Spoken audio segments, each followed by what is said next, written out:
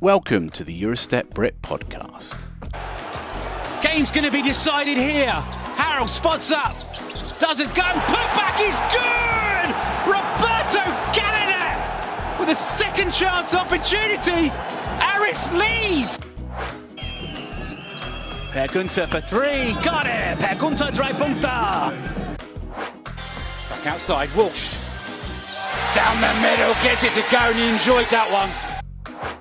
Hello, welcome back. It's episode 18 of the Euro Step Brit podcast. We'll call this one Same Game, Different Sport. My guest is Great Britain international Evan Walshe, who spent last season in the SLB with the Bristol Flyers. In this episode, we'll discuss Evan's basketball career today and look back at some of the highs and lows along the way that have got him to where he is today. We'll also get Evan's insights into the world of 3x3 and how much it has become a part of his life. So, without further ado, let's get to it. Well, Evan, welcome to the podcast. It's great to get you on. Obviously, you're involved in a lot of basketball all year round. When I look at players' careers, I normally like to go through a timeline, but I think this time round, let's look at the past season just gone. You spent what I thought was a very productive year with the Bristol Flyers. How did it all come about? Firstly, thanks for having me on. Really appreciate it. It's nice to talk about the journey, and yeah, obviously Bristol was next on the list for me this year. I ended up, I would agree with you. Very productive year. I really enjoyed myself down there in Bristol. The people are amazing, and the club, excellent. Everyone around that club, really cares about the basketball and cares about you as a person. So that really goes a long way. But yeah, I was a free agent last summer as well, and was very much just figuring out what was next. And you never really know where that's going to take you over the course of that little summer off-season period. I had some, interest from, sort of all over Europe and a couple of places in the SLB, and I think that Bristol seemed right for me in the moment. I had the privilege of working with Andreas before at Junior GB, and then with the national team briefly in the summer. So at that moment in time, it felt right. I think for the club, it was the right thing as well. Being a British talent and being able to contribute is a big thing in this league, or in our league, I should say. But at that time, it was great, and like I said, I really enjoyed myself. One of the things I enjoyed about this season was I got a chance to come down and do some of the commentaries in Bristol. And it didn't matter whether you started or you came in off the bench, you always had an impact from the second you stepped on the floor. And I think that's something I've seen throughout your career, going back to when I first saw you back at Surrey. But I do want to talk about the last game of the regular season. You happened to get a triple-double against Surrey, I think, in 2 overtimes. Was that your first career triple-double? Yeah, safe to say that. Yeah, that definitely was. Would that have been one of your highlights of the season? Oh, absolutely. I mean, I sort of spoke about it a little bit after that game. I think to put in a performance like that is not necessarily something that you prepare for mentally. I think a lot of people will go into games visualizing what they want to do, what they want to get out of it, and hard to sort of visualize that one. But obviously it was the last regular season game of the league. I very much went into that game with I'm going to do whatever it takes to win. We didn't have, obviously, Keely Johnson. He wasn't available. He had just got hurt, and it was one of those situations where I sort of looked around and sort of went, well, it's time to sort of put the team on my back a little bit. And obviously, we had a lot of talented players this year, but in terms of where my pride was at, I really wanted to pull the team over the line. So to be able to put a performance in like that is obviously the top end of that. It doesn't always work out the way you sort of intend. But yeah, I mean, to go out there with the mindset of I'm going to do anything it takes to win, and to go double overtime, triple-double personal stat line is a performance I surely will never forget. That's for sure. I think it will probably go down as I walked off the court and I said to some of my team, I just said, that's probably the best game of basketball I'll ever play in my life. So it was a special moment, and yeah, it was fun to be a part of, really. Right, you got something now to aim to beat. You can always try and beat that in the future, can't you? I didn't see the game live. I saw it later on because I was doing a commentary in Leicester. But when did you know you had the triple double? Did you know during the game or find out after? After it was after I knew I was close with the assists. I knew that I was right around that 10 mark. I thought it was going to be a double double. And then, yeah, someone came and said, well, you had 12 rebounds as well. And I mean, at that point, double overtime, you can sort of sense when you're having a good game, but in the moment when you're just trying to, like I said, I was just trying to do whatever it took to win. I wasn't really aware of what was going on. I was just, making sure that anything I was doing out there was contributing to the win. So. I just wanted to ask, because sometimes you speak to a player and they know exactly what they've got throughout the game, but you honestly didn't know until you came off the floor. I also want to talk about Bristol. You got a chance. I know you had a brief cameo with the Riders in the BCL qualifier, but you had a chance to play regular European basketball this year. How was that experience for you in the EMBL? Yeah, it was a special one. And there's highs and lows of that. I mean, the extra 8 games, the traveling to some of these European countries that may not have frequent flights out there and scheduling and everything. I mean, some of it was quite grueling in terms of getting back late, leaving early, and like I said, kind of being in some of these random European countries. However, that whole experience was it was amazing, to be fair. The way that we were able to gel really early on, we played a lot of games very early on, and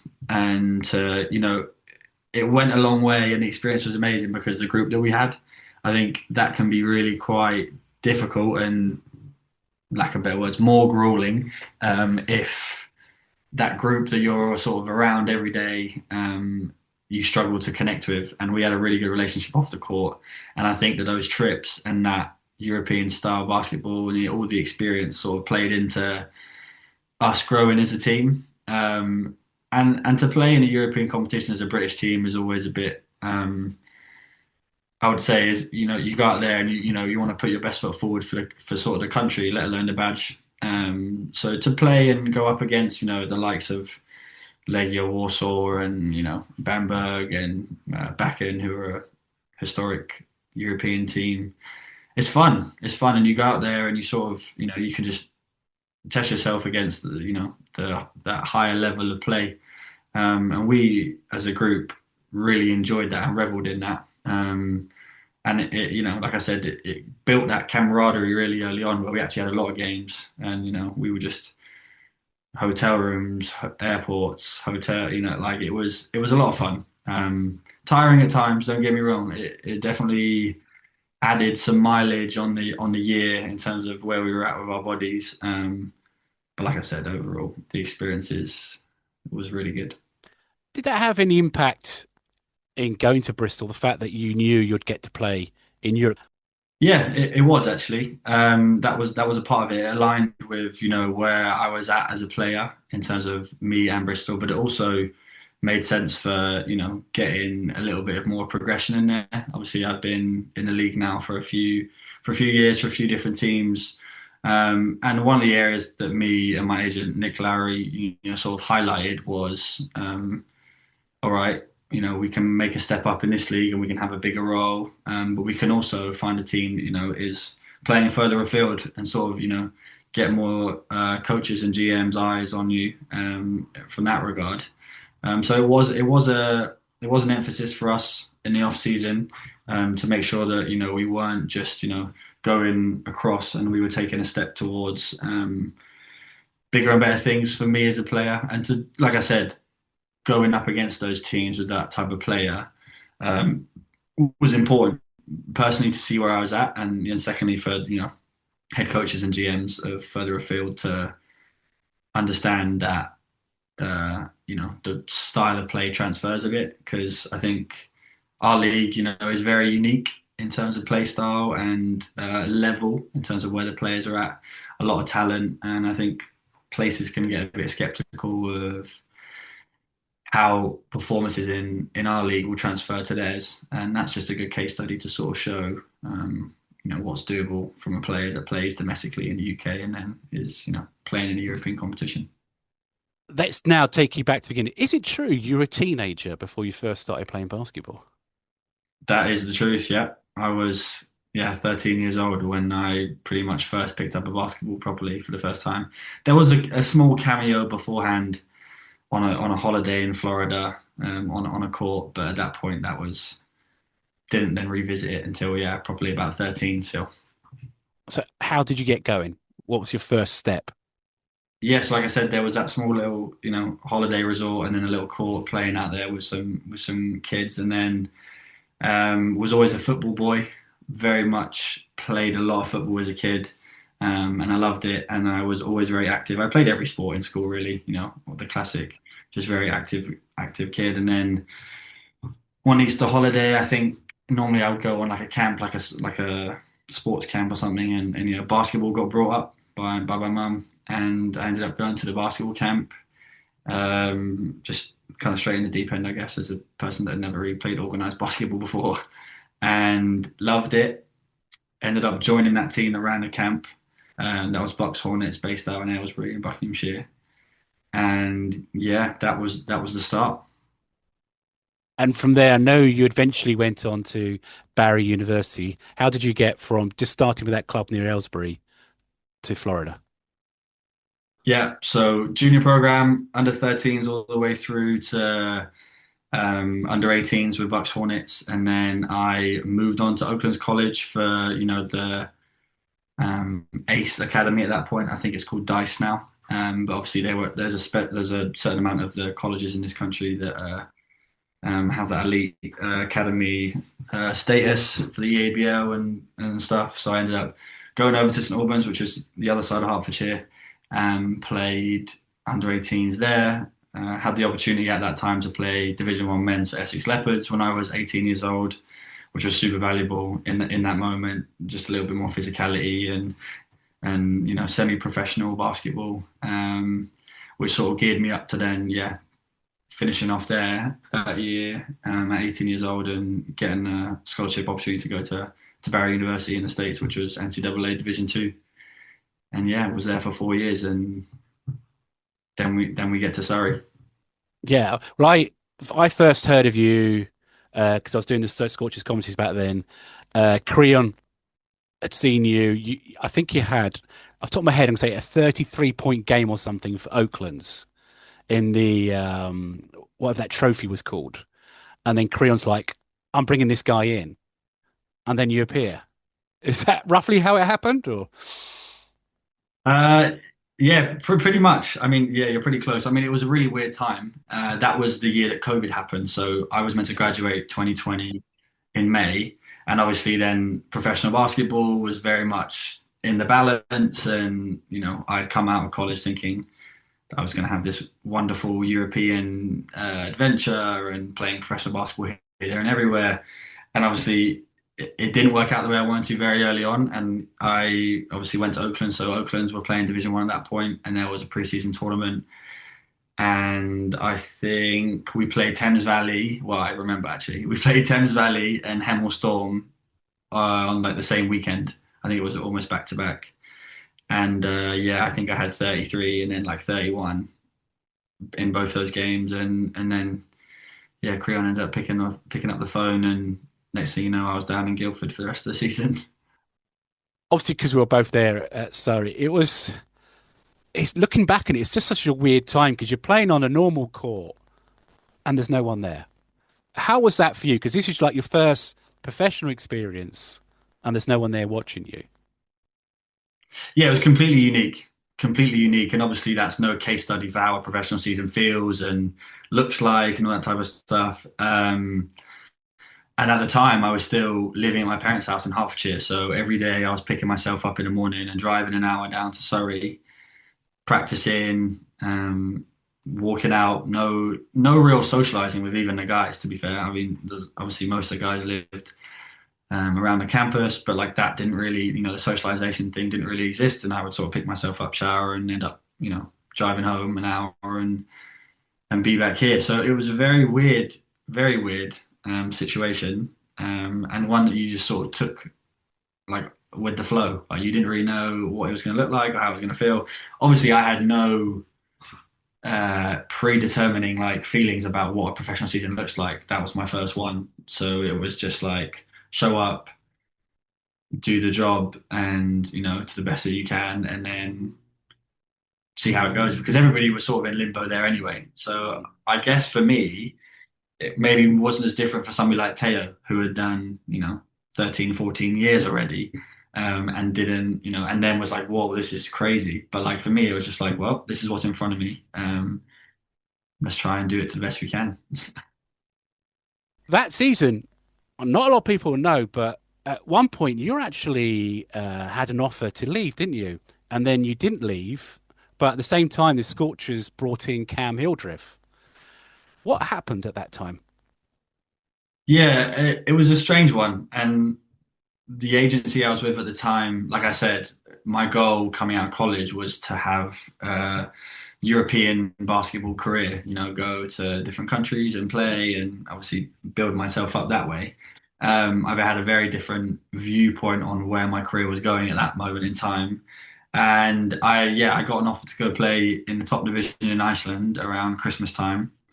And Creon had did always say, when he opened the door to me and gave me the opportunity, he was like, "Well, if there's other opportunities, we'd never stand in the way of you." And obviously, that goes a long way. Not a lot of coaches would do that. And I think at the time, maybe he didn't know maybe what to expect from me as a player. And I was by no means coming into the Surrey Scorchers to be a franchise guy. And maybe that conversation looks a little bit different for someone that is. But I was contributing to the team. I found myself in the rotation. And yeah, when the opportunity came, I spoke to Creon and he was like, look, like I said to you, we're not going to stand in the way. Um, One thing led to another and the deal basically fell through. But we had the conversation and yeah, for whatever I actually can't bring it to my mind now, but it was all done and dusted until it wasn't, and it wasn't. And then yeah, I was in a point where Cam had come practice with us a couple of times, and I think coach expressed to Cam and his dad that it's great for Cam to be here, but like there's no real spot to play him. And then me leaving sort of opened that door for him. And then I mean, again, Creon was unbelievable in one giving me a chance, but also welcoming me back because that's a very difficult relationship to sort of maneuver in terms of you don't want to ever burn any bridges. And obviously, I made the conscious decision to leave the team to go to another team, and you never know how someone's going to really react to that. But obviously, I explained what had happened, and Creon being the unbelievable man that he is, brushed it off and was like, "Look, there's a place for you. Cam is now here, and Cam will be playing." So it was one of those where me and Cam then end up splitting some time. And I'm a firm believer everything happens for a reason. And to give another young British player an opportunity to play at that level is huge. Cam obviously look at where Cam is now, and the opportunities he's got in front of him, and that obviously starting his time at Worthing and everything. But much like I had the invaluable experience of Division One men's playing basketball with Essex Leopards when I was at Oaklands, Cam had the opportunity to understand the physicality of the men's game at the BBL level at the time. So yeah, it was a weird situation, but like I said, everything sort of happens for a reason, and I think that for mine and Cam's and people's journeys, it worked out for the best in the end. I'd say, yeah, with you two on the team, there were some great performances towards the tail end of the season. Now, it's just one of those things I always remember, like we weren't allowed to talk about it about the time. I thought, wow, it's a few years later. I'm sure we can talk about it now. Um, that season in Surrey, and then you get a chance to go to Spain, and I'm probably going to butcher this now. Akimisa Carbajosa or something like that. Oh, is that That's pretty close or really? good. That's Was pretty it? good. I'm terrible. It's probably just as good as it's just as good as my pronunciation of it at the time. So, how did this come about? Well, yeah, similar sort of narrative to where me and my agent, we were going at that time. Um, I was still very much of the impression that, a European basketball career was going to be how I was going to start my career and progress through and this and that. My agent at the time was Spanish, and that was sort of a conscious effort from me because I knew that if you got to go play in Spain, you'll be able to progress. It's one of those leagues where teams from the league above always sort of drop down and pick players from, the top performing in the league below. So it was one of those where it it wasn't the best situation, but it was one that if I went there and performed, that I would be able to, get to a place where I wanted to be. And yeah, to harp on that a little bit more, the club was in a difficult position, let's say.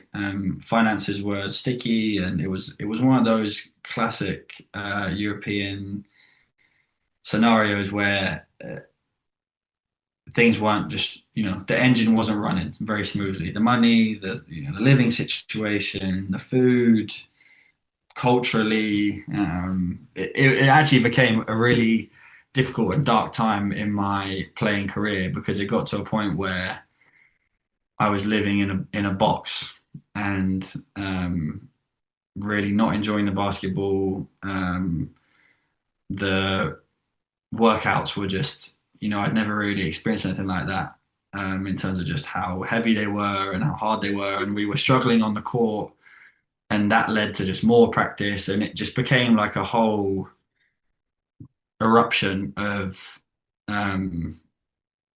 yeah, just not being able to cope. And it got to about December, and everyone that knows me knows that I'm not someone that like gives up on something. And I was struggling to, you know, be the positive person that I am and, really enjoy my basketball for what it was. And at that moment, the joy for the game was dwindling. And I had to make a decision on, am I going to try and,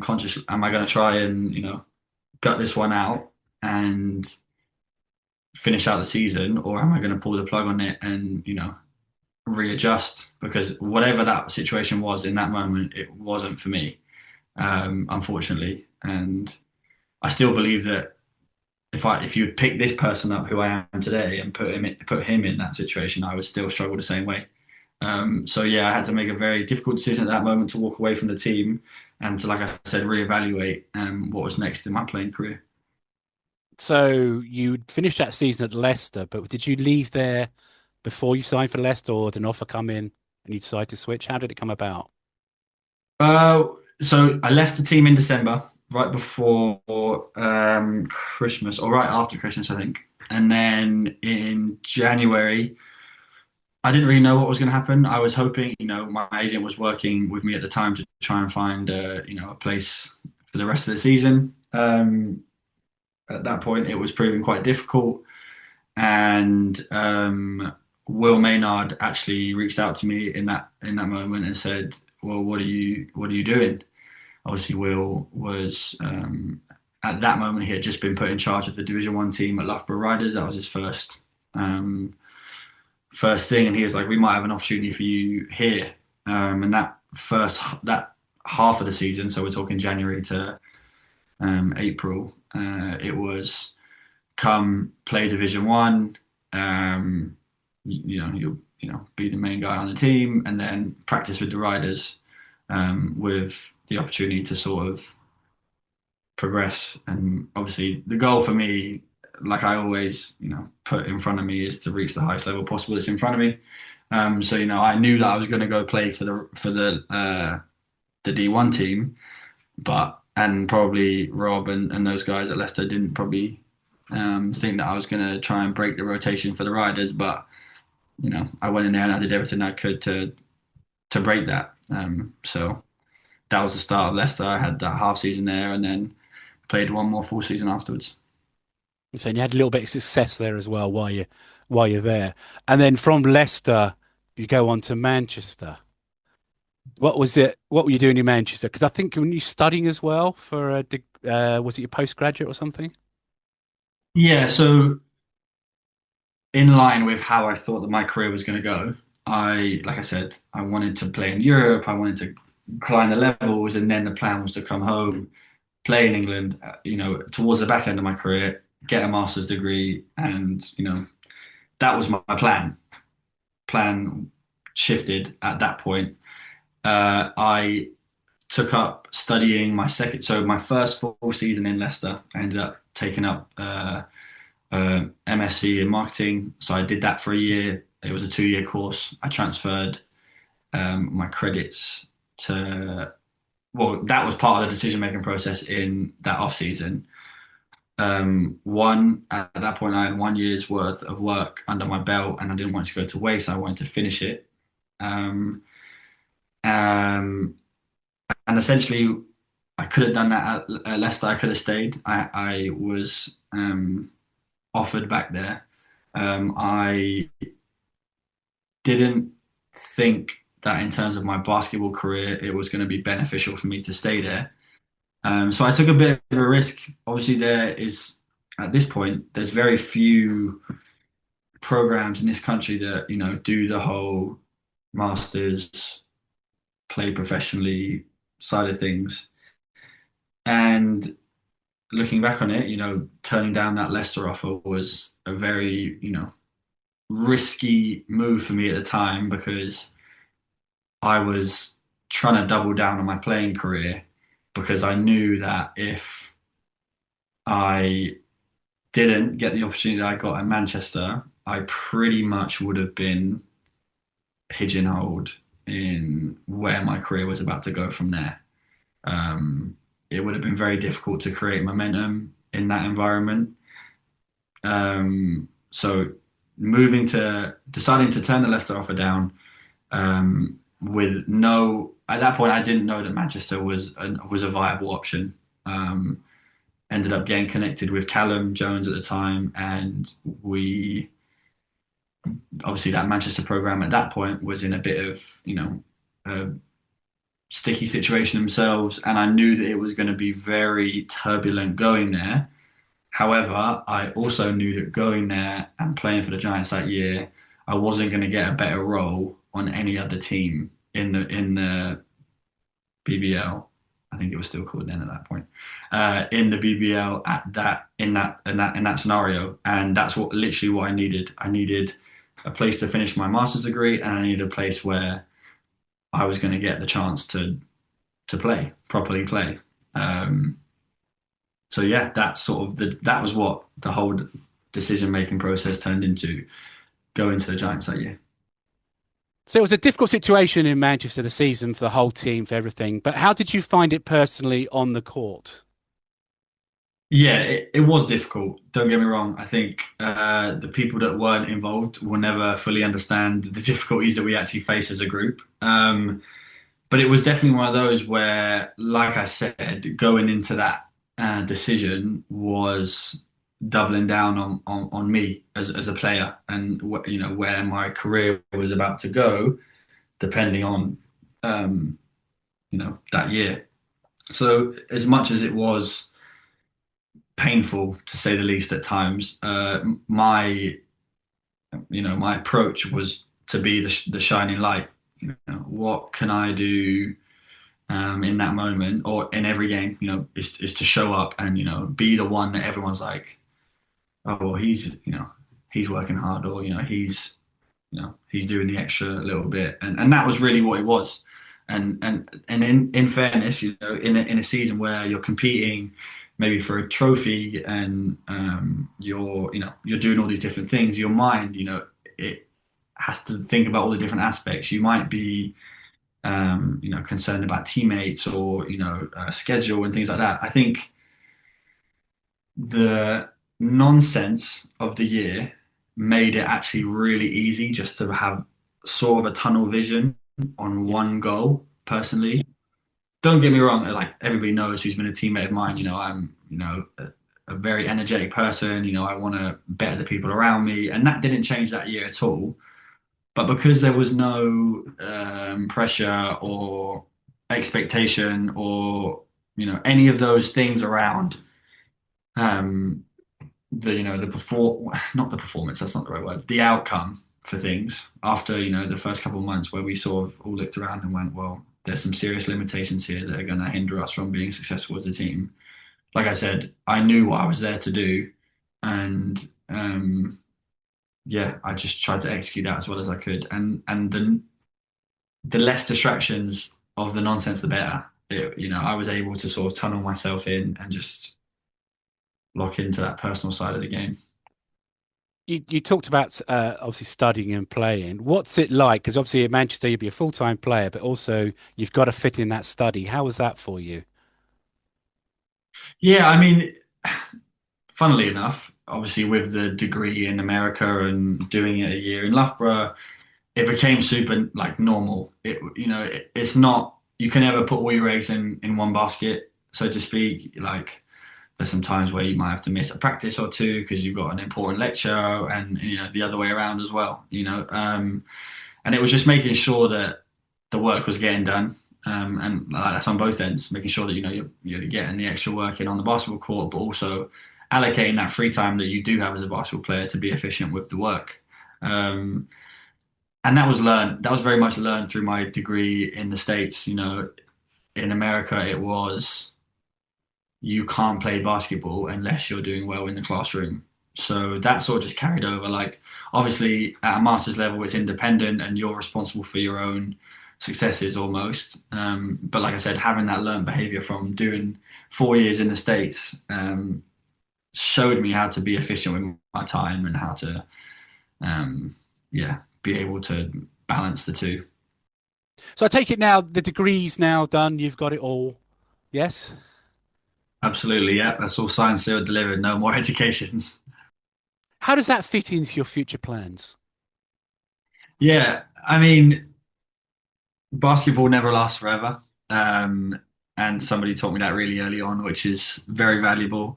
I always knew that basketball was a vehicle for a lot of different things, to see different countries, to meet different people, and very much, progress yourself outside of the game because we play basketball, but we're not defined by it. So I've always sort of had that thought in my head, which is, like I said, been super invaluable to me. I was able to get an education because of it. And yeah, I don't necessarily know to what capacity, that education is going to be used for right now, but essentially it was always a stepping stone I wanted to take. It is a no-brainer really, and for it to open the doors that it has already, speaks volumes to the time and the effort and the energy that I put into making sure that got done.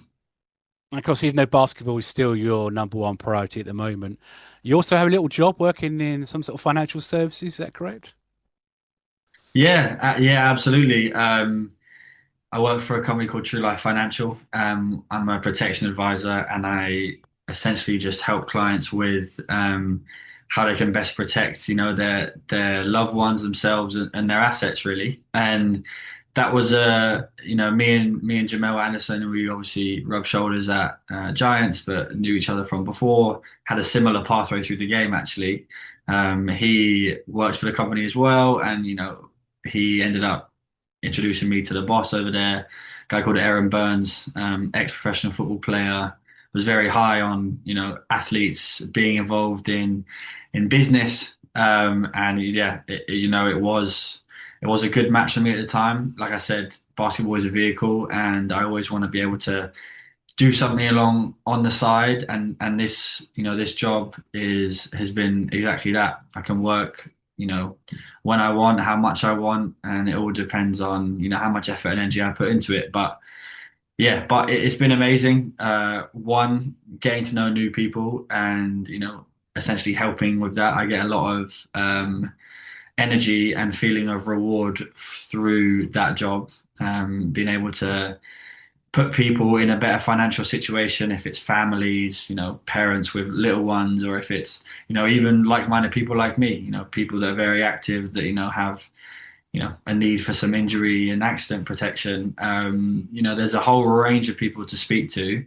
And yeah, it's like I said, it's been super rewarding so far and perfect for the situation that I'm in. I can work from home. I can go to the coffee shop. I can meet clients, or I can, virtually meet them. So it works really well for me. And like I said, super rewarding and really, really enjoying learning a new realm. And yeah, continuing to sort of grow off the court, because you never know when, that could get taken away from you. So Well, hopefully it's not for many, many years yet. I want to segue back onto the court. And of course, you've had a chance to play in the senior GB setup.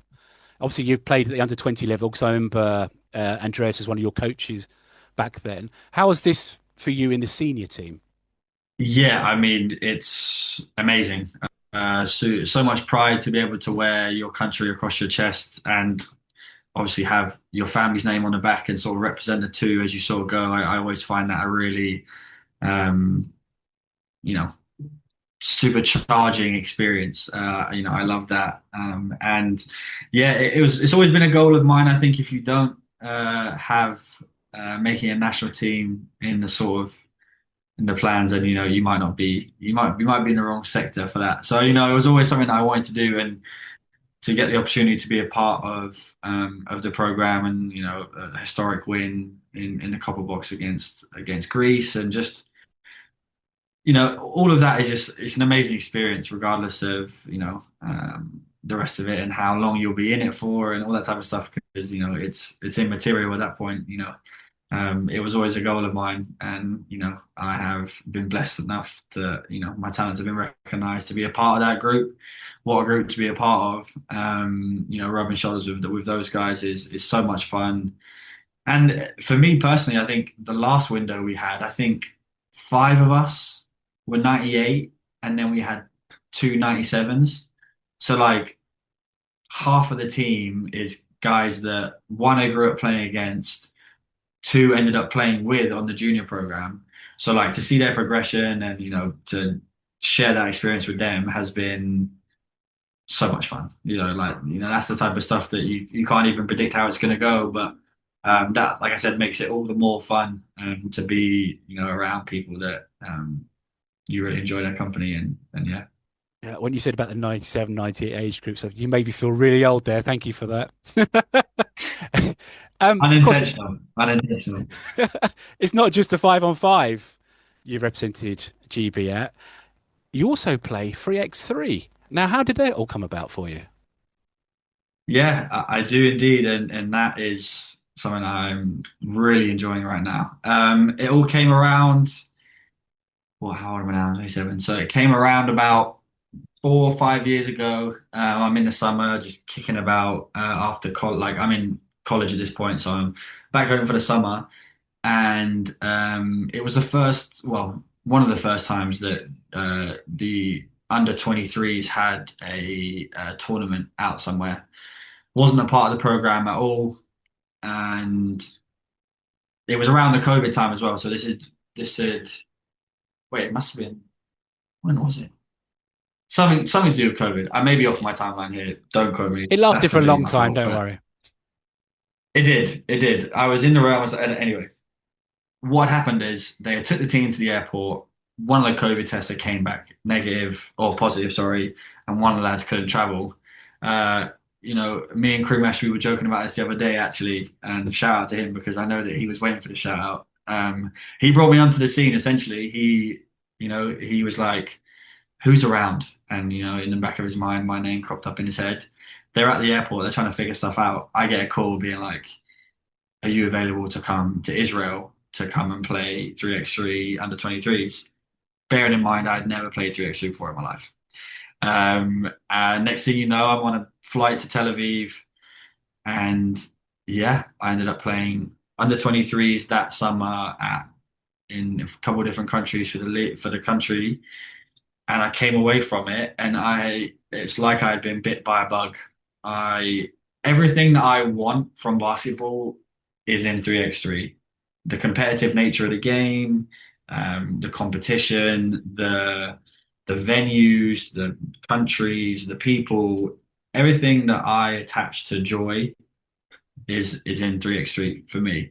Um, did that at under 23s a fair few years ago, and then ever since then I've been just biting at the bit to to get back to it. And we had some success making top eight in Europe last summer. First time that we were together as a program, and it was very eye-opening and exciting for such little amount of investment and preparation time with a decent amount of success.